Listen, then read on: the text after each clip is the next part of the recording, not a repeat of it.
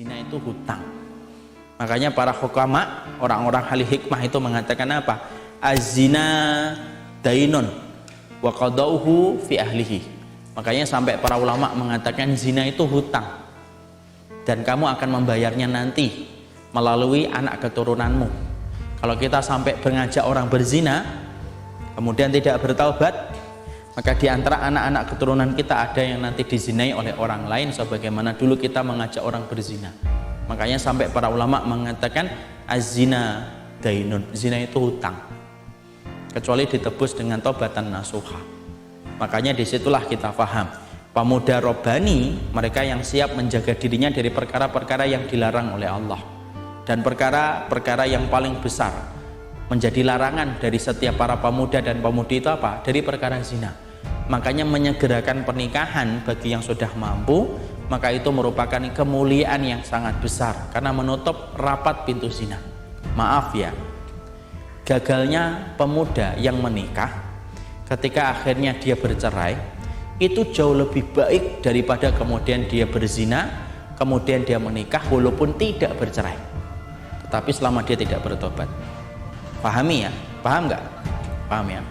Para pemuda yang kemudian dia itu berzina, para pemuda yang dia nikah di waktu muda karena menjaga dirinya dari perilaku-perilaku zina, nikah umurnya masih misalkan 20 tahun, yang laki 21 tahun, menikah mereka walaupun kemudian baru 1 tahun, 2 tahun kemudian mereka bercerai entah karena apapun, maka sesungguhnya bercerainya dia itu tidak pernah menjadi dosa karena cerai itu tidak menjadi dosa. Cerai itu dosa ketika kita menceraikan karena sebab dosa, misalkan kita cerai karena dosa, kita cerai karena masalah-masalah yang tidak syar'i, itu baru dosa. Tapi cerai itu dosanya bukan besar. Maka perceraian yang terjadi antara mereka itu jauh lebih baik kata para ulama daripada orang yang kemudian lama pacaran sampai berzina, melakukan hubungan suami istri yang sudah kemudian biasa sampai kemudian menikah, sampai kemudian awet pernikahannya, lama pernikahannya awet itu, tapi dulunya didahului dengan zina, maka yang kedua lebih parah daripada yang pertama. Paham ya? Karena ini kemudian kita ini sering diputar-putar ini.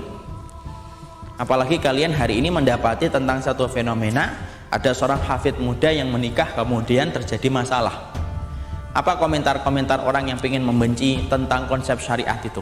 Tuh kan, gara-gara nikah muda, tidak pacaran dulu sih. Ya tak? Tidak. Kemudian komentarnya semacam itu. Coba kalau pacaran dulu, kan minimal tahu tidak perlu terjadinya perceraian. Padahal kalaupun mereka bercerai, dan kita semua mengharapkan semoga yang terbaik, kalaupun mereka bercerai itu jauh lebih baik daripada mereka sampai berzina. Coba Masya Allah, hari ini zina itu dipublikasikan dan didokumentasikan ya kan, tentunya kalian tahu kan hari ini lagi yang heboh itu bagaimana seorang mahasiswi universitas terkemuka sampai melakukan perbuatan zina dan dia ridho didokumentasikan. Saya tuh memikirkan wanita semacam apa rahimnya kemudian terbasahi dengan air yang paling najis, karena air yang paling najis itu air yang ditumpahkan sebelum terjadinya pernikahan, itu air yang paling najis. Rahimnya menjadi rahim yang paling najis adalah rahim yang terbasahi dengan air yang belum sah untuknya ketika sebelum terjadinya pernikahan. Kemudian didokumentasikan, kemudian akhirnya tersebar. Kualitas semacam apa di hadapan nanti di hadapan Allah itu. Makanya kemudian menjaga diri dari perbuatan yang terlarang itu merupakan bentuk kemuliaan. Makanya ingat ikhwati fillah, Nabi Yusuf itu mendapatkan 2 cobaan. Pertama, cobaan ketika dia dilemparkan ke sumur tua sampai dia menjadi budak.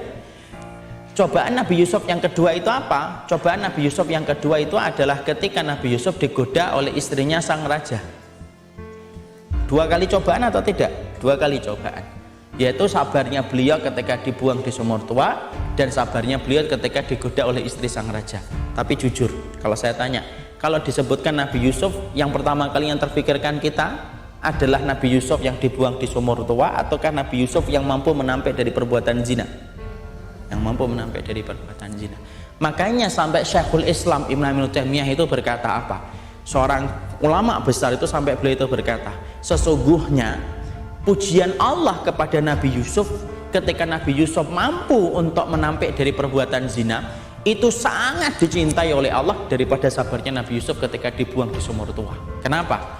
Sabar menghadapi larangan itu lebih dicintai oleh Allah daripada sabar menghadapi ujian. Paham?